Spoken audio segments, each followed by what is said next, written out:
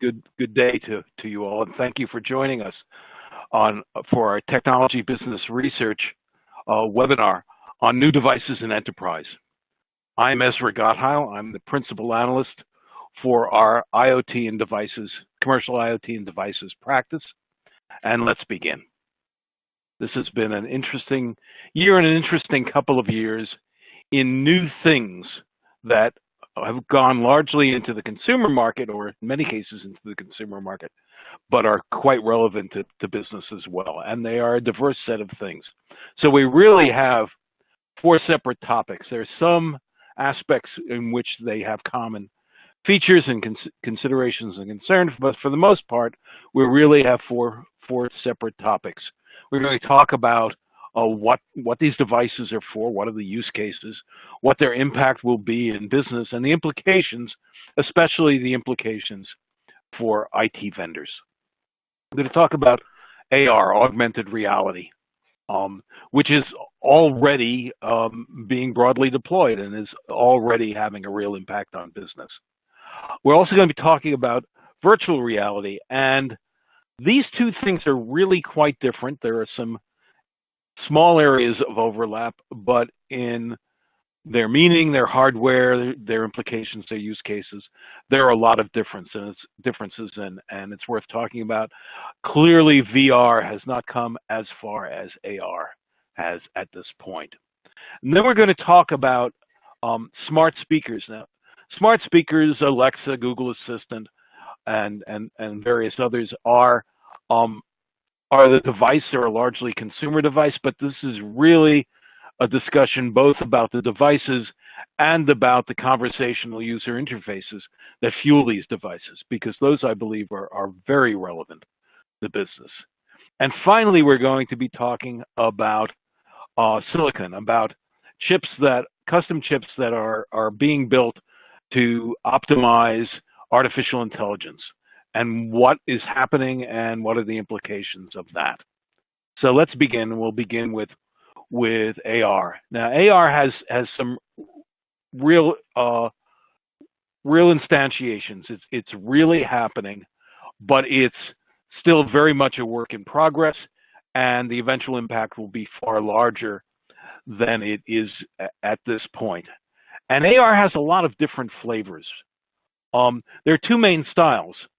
One is an implementation on mobile devices. This is an area where Apple has made a lot of investment, as have other smartphone and tablet manufacturers, where you hold up the device, you acquire information about what the device sees, what the camera is pointed at, what the location is, what the orientation is, using accelerometers, and you provide information to the user about what they see. Now, this information can be in the form of an imposition of a figure, an object, into that reality, and that's most clearly seen in the game Pokemon. But it quite often is simply a bunch of information, often in text form, sometimes in a kind of dashboard about what you're looking at. And then there are heads-up displays, which do much the same thing, but don't involve holding a separate external device whose main benefit is that you already have one and they're inexpensive, but rather they're imposed in your field of view, either through glasses, hoods that have a transparent screen upon which heads-up information can be displayed, or windshields or things like that. So there's two kinds of information, kind of information about what you're seeing or the simulation of objects, and there's two kinds of ways of acquiring that information. The consumer market makes some contributions here. Clearly, as vendors like Apple are making their devices more suitable for AR applications, that will be suitable for both commercial and consumer applications. They're including a lot more information that can be fed into the application about the position of the device and orientation and what it's seeing. And in the case of headsets, we can see the potential there for creating a mass market headset that would vastly lower the price per item for commercial applications. But frankly, there do not seem to be a lot of opportunities for consumer headsets. The Google Glass, the classic early entrant in this field, they attempted to sell it as a consumer device. That we believe, and now they believe, was a big mistake. Even in its early limited implementation, it could have had many business applications, but it is, I think, a cultural bias that Google has, that they look for mass markets rather than narrow markets, where commercial would be a lot of separate applications for separate verticals, sub-verticals, use cases, etc. So let's look at some of the augmented reality use cases. The one that's most commonly mentioned, the one that actually exists, is one in which someone is approaching an object, a device, and either seeking to get information from it or seeking information about it that might help them in servicing it. This is such a strong contender for an application for augmented reality that PTC acquired a company, Vuforia, to deliver that capability. So if you have a machine on a PTC IoT application, you can add the capability of directing a tablet or a smartphone at a spot on that application and getting information about the status of that device. Similarly, looking at things and learning about them can be used in both training and obtaining reference materials. So it plays in servicing, it plays in just gathering information. But again, the system knows what you're looking at and delivers to you information relevant to what you about the device and what you might do with it. Now, this can include simulations of actions on the device. So you can show someone adjusting a particular adjustment on a device, or it can simply be textual. And again, you have that choice. Another space where we're seeing a certain amount of activity is in retail, and this is in largely, I guess you would call, in the decorative and maybe construction spaces, where a augmented reality view of a space allows you to position furniture in that space, see what wallpaper or curtains or carpeting would look like in that space. It's a way of helping the customer envision the kinds of choices they may want to make.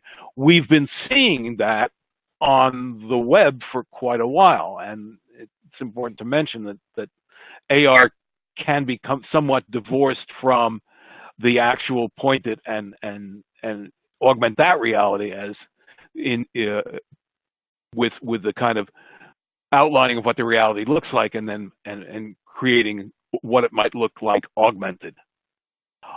Tourism is an area where there has been some activity in places like museums. I think there's a great deal of potential for getting tourist apps for walking around in walking areas that may be cities or parks or theme parks or something like that, where you point the device at the object and you get more information about that. In design, we're looking at something similar to retail, where you're envisioning what a proposed object or modification would look like in a space, but this is for someone who has the capability of manipulating and changing that. Again, the change can be done directly by pressing buttons and clicking on things, or it can be done indirectly and trying out things in that environment. I want to talk a little bit about the limits here, and the limits are not negative or pessimistic, but the thing that's important here, and I think it's important in most of these device applications, is we're not talking about a universal device like a PC or smartphone. We're talking about a thing or an application can be used in a certain environment for a certain purpose. A lot of customization is required, a lot of content creation is required, and typically these things are used for specific tasks. This doesn't mean that it's an insignificant market. I believe it is a tolerably big market, but it's not a mass market. And that has real implications for what vendors want to do going into this market. We've seen the major PC vendors, 2 out of the 3, have kind of retreated from making specialized AR and for that matter VR hardware, in part because they see that even if successful or when successful, these are going to have a limited market. They're specialized devices and specialized applications. And the implication is that this is an area in which a good deal of custom work needs to be done. Even if you're using a mass-produced device, you still have to do content management and education and deployment and all those kinds of things. So it lends itself more to kind of professional services firms than to the big horizontal firms, the hardware manufacturers. There's certainly some room for software for content creation and content management and device management in the software world, and for expanding existing applications in a specific direction, enhancing them, as PTC has done with IoT, with Vuforia. But it is not a general purpose, build one and millions will come kind of business. And the businesses that get into it need to be ready to go for narrower market niches or do custom work. VR is quite different from AR. The reality it refers to is quite different. AR refers to the actual reality we all experience. VR refers to new realities that are created for the users. There's a little bit of overlap in the hardware, in the AR applications where you're creating a virtual object, but there's also plain text in AR, and there's not in VR. And the demands for the hardware and for the content and for the software supporting them all is quite high, which is one of the reasons we are in the very early days of VR, despite the fact that we've been working on it for quite a while. And when you think of things like flight simulators, there are bits of VR out there in the world that have been an ongoing business for many, many years. But still, for the VR that people envision, it's very much early days. And we're still in a space where the technical limitations of the headsets is a problem, and a limiting problem in VR. I'll get into the chicken egg situation in a minute, but simply weight, speed, connectivity, refresh rates, pixel density, all of those, and cost are all kind of holding back some of the potential in the VR market. But what may be holding it back even more than that is what's called VR disease. I think it's called disease, VR syndrome, which is seasickness that lots of people, the estimated incidence is around 50%, it varies from study to study, are experiencing. Many people get used to it over time, but that is still a barrier to entry. Experiencing seasickness is not something someone wants to do or be required to do for business purposes. It is speculated that higher refresh rates, greater pixel densities, et cetera, will mitigate this problem, but it's not clear that actually that it will. The problem stems from the interaction between virtual and real reality. Even if you're trying to preserve the user's sense of orientation, transferring all their movements to movements in the environment, it still has a strange effect on many people and makes it a quite unpleasant kind of experience to have. And that's really seriously going to hold back VR until and unless that problem is solved. This is the chicken egg problem, and I actually don't. It's more talked about in the consumer space than in the commercial space, and it's more real there, but we're really not there yet with the hardware. When the hardware becomes available, I think at least in the consumer space, we'll see a lot more content creation. To a certain extent, the target market for consumers here is largely serious gamers. If VR were completely, I want to say transparent, but that's not quite the word. If it was very easy, you could see consumers using VR just to be virtual tourists, but there's a long way to go before that's possible.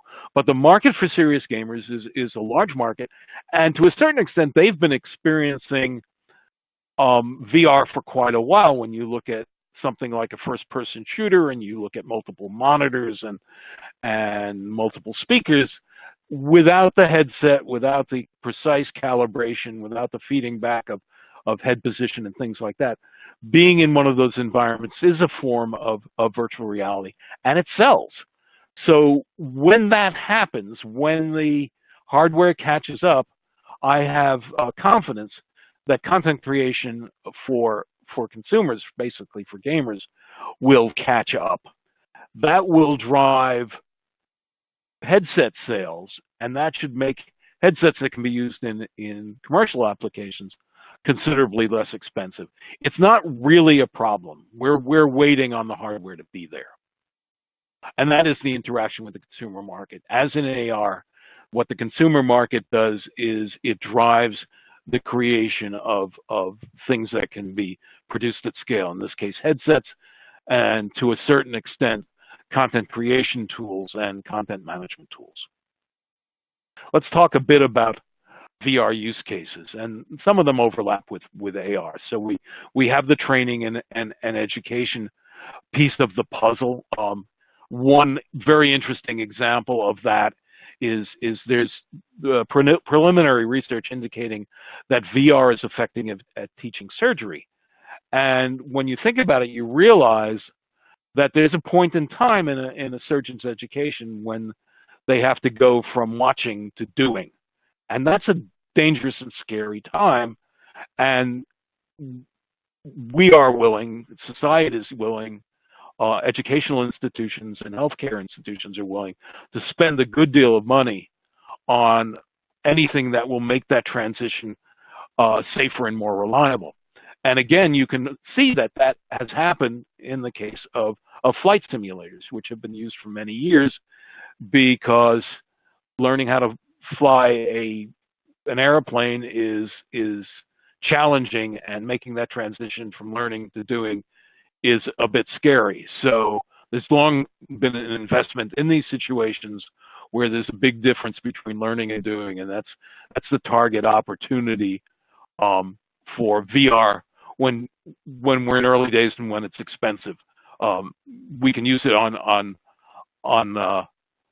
less ambitious kinds of training when it becomes more ubiquitous. Another area where they have used it and are using it and will continue to use it, and its use will expand, is things like military training and soldiers training. And we expect to see considerable use of it in public safety applications as well, but that will take some time for the tools to become available. There has been good success, or at least signs of good success in early research studies, in the application of VR in the treatment of PTSD, and that's altogether a good thing. And PTSD occurs far more often in the population than you might think. It goes considerably beyond combat situations. So if this research is borne out, that's a very good thing. Remote interactions kind of fall into two categories. The interaction one is kind of speaking with people as if they're in the same room. This is an enhancement over video conferencing. I think the benefits have not been proven here, but there's certainly research in that area.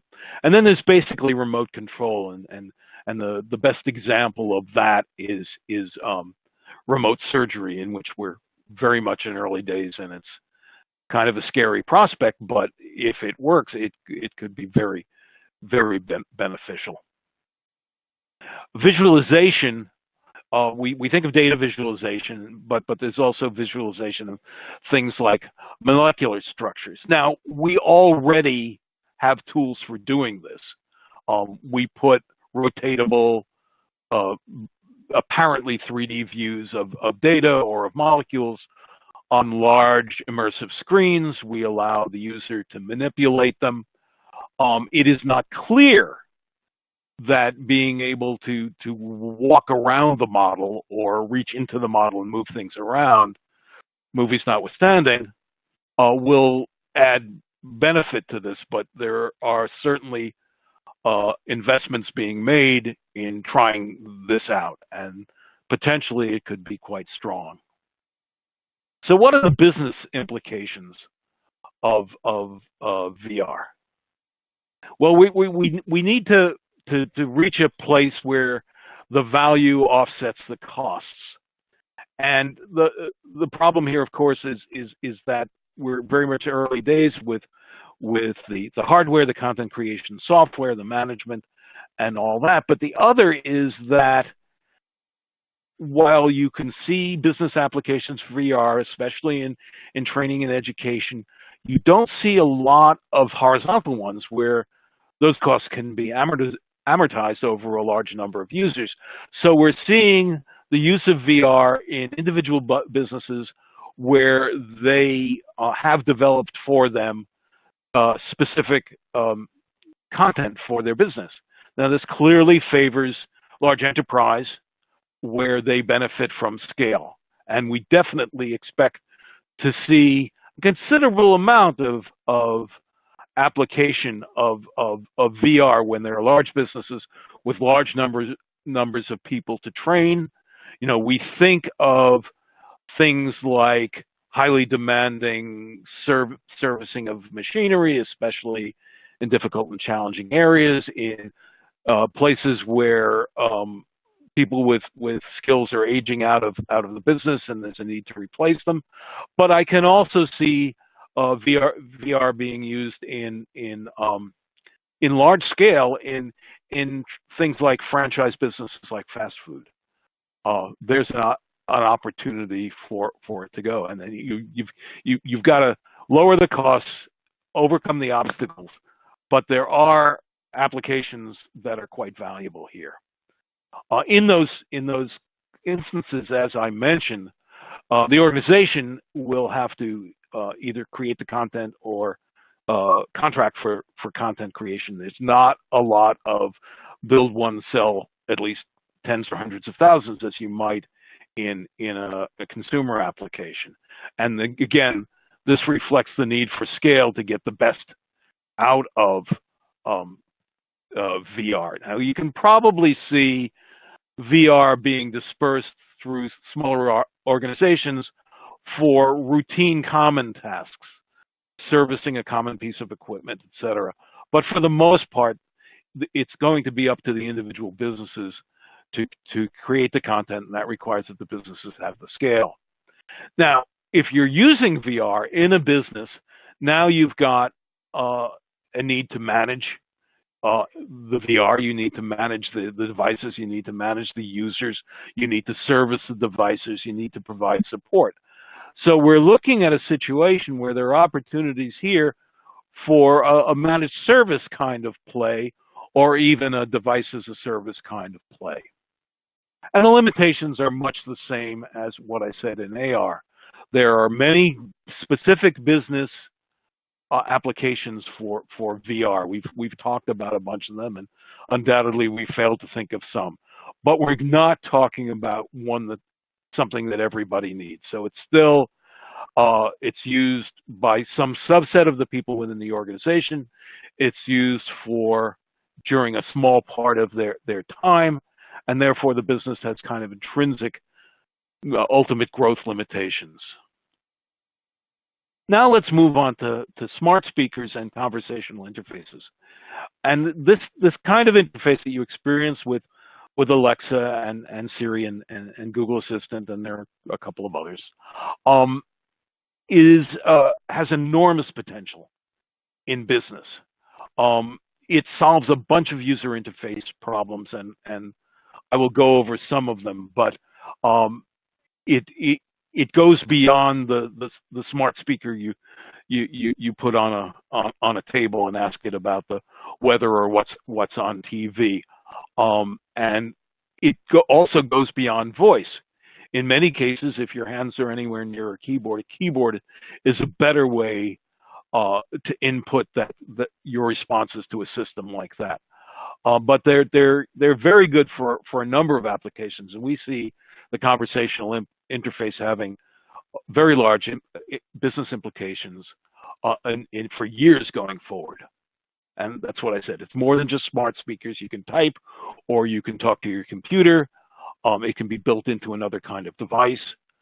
And let's talk about those advantages. So one is that the conversational interface is great for a user who's only an intermittent user of that application. It kind of trains the user at the same time they're using it. And this back and forth conversation is one that we as people are used to having, where we're not understood immediately, but we get feedback that's useful, that helps us be better understood the next time we try. From the very first with Siri, getting the tone right was part of Apple's challenge. Of course, Apple put considerable effort into it. So that kind of friendliness, lightheartedness, a little bit of humor, clear patience and lack of judgmentality, if that's a word, play in your willingness to engage in a conversation with the interface. Another advantage is it's potentially just about ubiquitous. You can access it with smartphone, with voice. You can access it with a PC, with keyboard or voice. It can be delivered just fine over the web. It puts the interface to an application out where the user can handle it. And it can be used for both customer-facing and employee-facing applications. So a lot of the early days in conversational applications is in customer-facing. And the two major vendors, Amazon with Alexa and Google with Google Assistant, have taken a somewhat different approach to it. Alexa for Business offers the opportunity to have a closed system that only your employees can use. I mean, they certainly support public systems that your customers can use. It is evidently at this point a little more difficult to do that currently with Google Assistant. But going forward, I expect to see a lot of applications that require a certain amount of user authorization. You need to establish that this information is information you can use. If it's really privacy-constrained information, it will probably only be delivered on a screen, in response to a typed input. But even just we need to keep it in-house, and it can be delivered by voice. Needs to know they're talking to a specific person. That person has authorization for getting that information. As I said, conversational interfaces train the user. As a UI designer, I would say that so do non-conversational interfaces, but conversational interfaces train you a lot less painfully. One of the areas where conversational interfaces have a real potential advantage is in data retrieval, because in data retrieval, you need to specify which people or regions or products or whatever you need information about. And doing that through a conventional interface is It's not challenging. There are techniques that work, but it's not a pleasant experience for the user to look up names using a hierarchical menu or an incremental search. Whereas making a stab at it and having the interface come back at you and say, do you mean this or that, is very easy. And it gives us access to large bodies of information. And I think that really thoroughly integrating conversational interfaces into queries will drive utilization of data to much higher level. It's already being done. There are a bunch of custom applications. There are conversational UIs available through many of the major application software vendors, and they're being built on a custom basis. I expect to see a lot more of that. Another place that you see a lot of that commercial conversational interfaces is in sales and support functions, where you can interact with a robot and get a large part of your way into the system and get your questions answered. So let's talk about that growth and potential. I may have given most of this away. As I said, these devices are part of conversational interfaces, but let's talk a little bit about the speakers themselves. They use public networks, so authorizing the user is important unless you want to offer every user in the world the opportunity to order a pizza or something like that, in which case the breadth of availability is a feature. In businesses, there's a single, simply solved problem that is holding back the application of smart speakers, and that is the lack of a popular push-to-talk device. There was one, an early Alexa device that is no longer available, that was clearly a consumer device, had a push-to-talk button. Clearly, that's a picture of the Alexa Dot. It has a speaker on-off button and a light that indicates whether the speaker is on or off. But a push-to-talk guarantees that anything the speaker hears is intended by the user to be heard by the speaker. Without that feature, people will not put these devices into business. They won't put them into public spaces like hotels, and the opportunity there is very, very large. One of the aspects of the spoken interface is for certain very common computer tasks, like making an appointment or joining a conference call.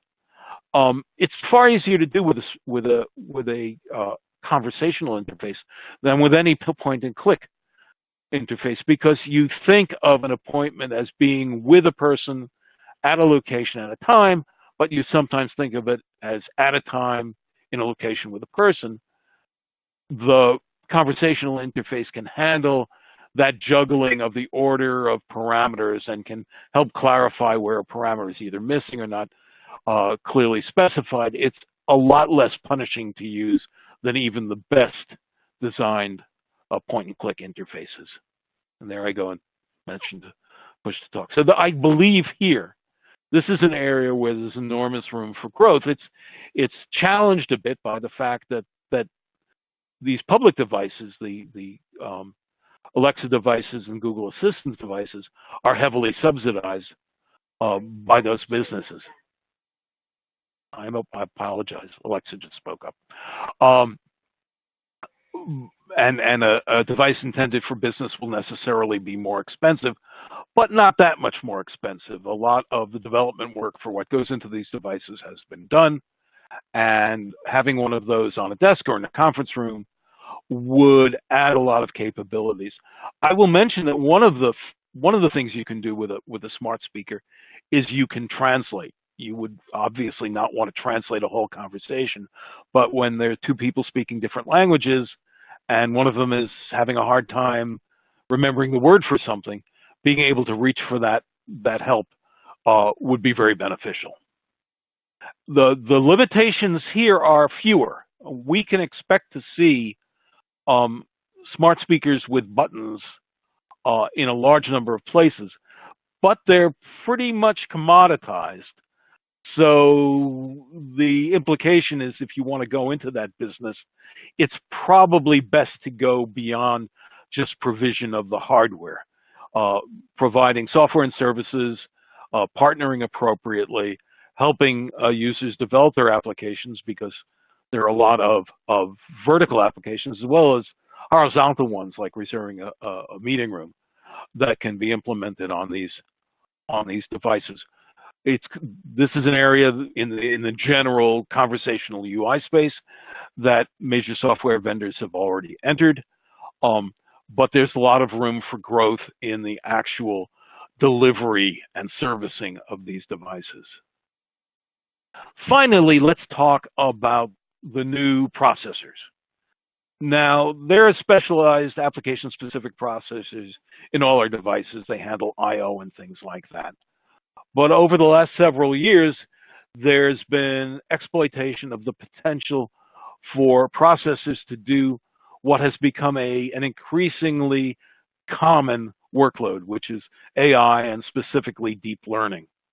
There's a tremendous opportunity here, obviously, for silicon vendors and for software vendors and development organizations that bet on the right horse in this race.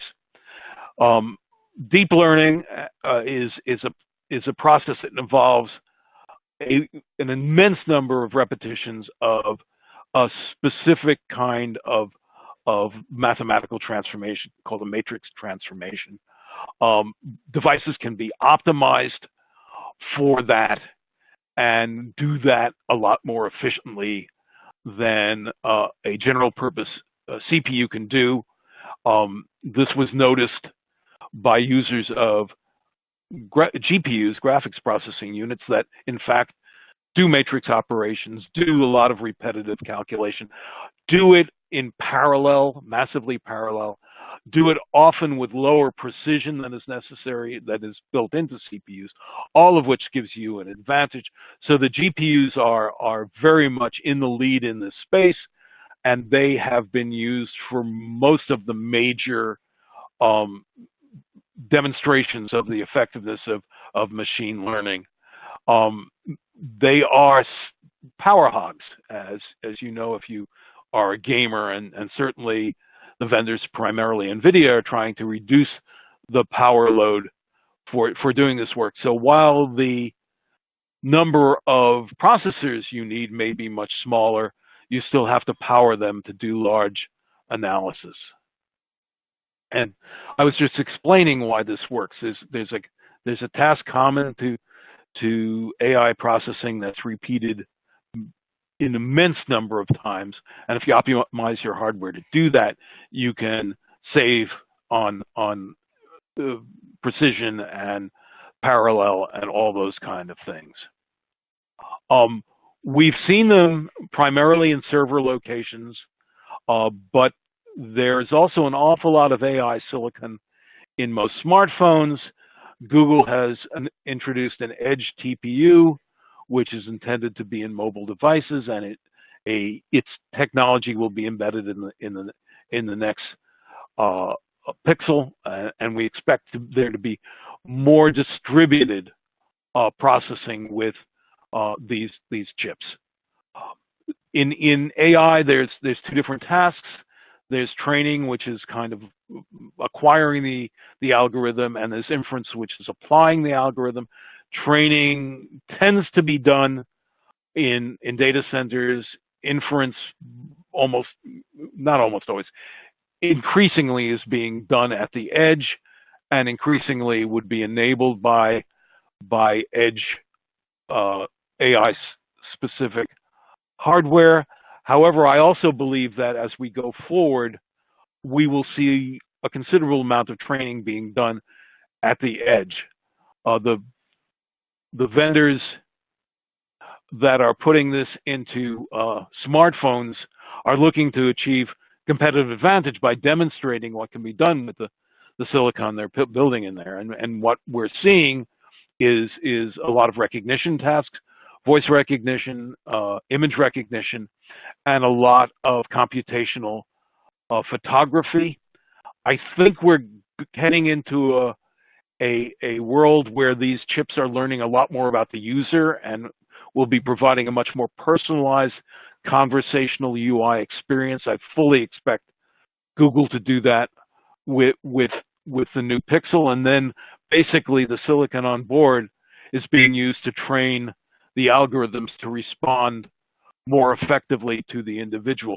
Those conversations being done purely on board will become a lot more personalized and a lot richer, and the potential for taking on and automating a lot of tasks will be a lot greater. Currently, all our smart speaker applications do a round trip, and everything's done at the server, but that's beginning to change right now, and that will promote new kinds of chips.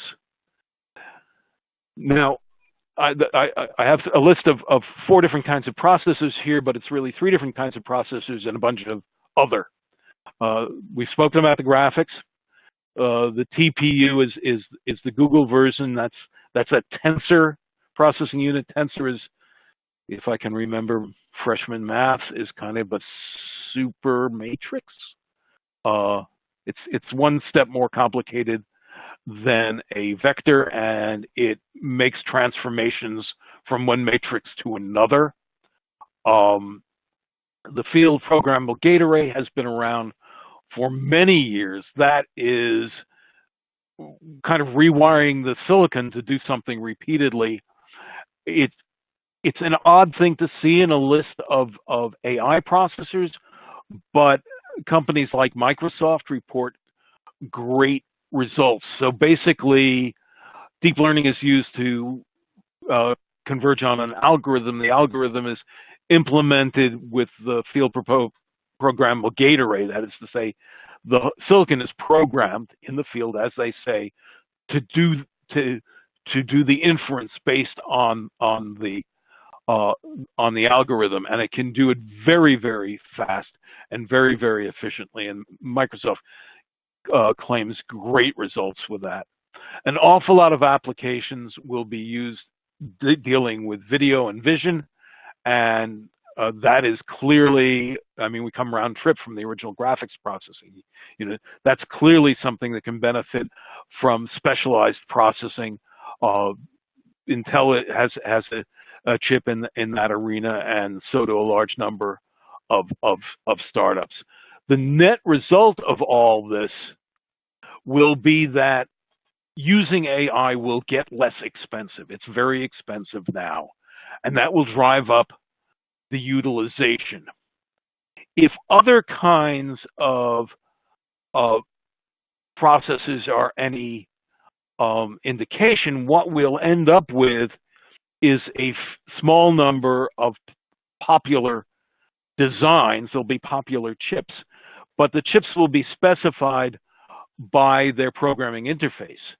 And usually there will be competition for making chips that conform to that programming interface. So the GPU is well established, and I believe 1 or 2 more of these kinds of chips will emerge as dominant kinds, where there will be intense competition to make the silicon more efficient, and there'll be a virtuous loop driving up the utilization. And I think that Google has a lot of advantages in that sphere because it has a server version and an edge version, because it has the TensorFlow AI programming languages, or frameworks, which is one of the most popular, and because it has the capability of disseminating these smartphone-based TPUs quite broadly. I mean, they can, if they find a way of making the TPU deliver a superior user experience and then make that available to Android OEMs, you will see an awful lot of TPUs out there. Not too many limitations here. This is going to be big. I fully expect. So we have them we have these units in most smartphones.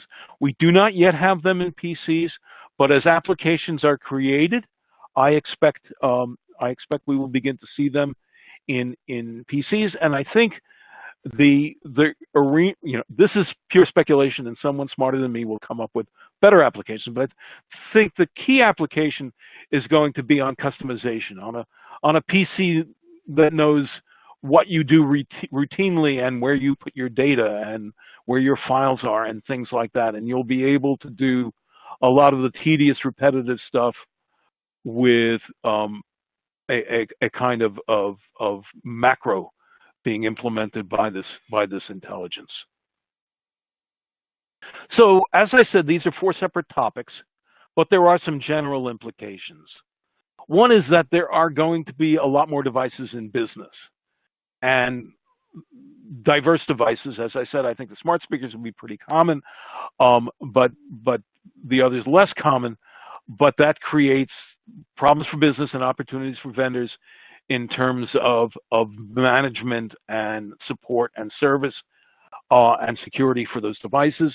So that's a commonality across them, and makes them an opportunity for managed services, and they may be delivered on an as-a-service basis.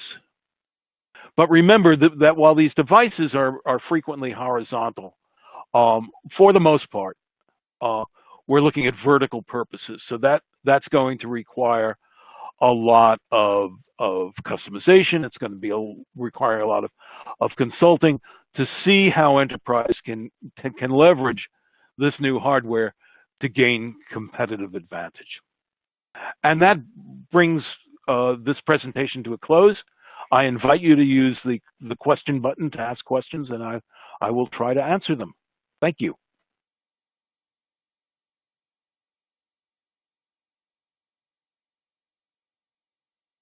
I don't see any questions yet. I will give it another couple of minutes before I will say goodbye. Wow.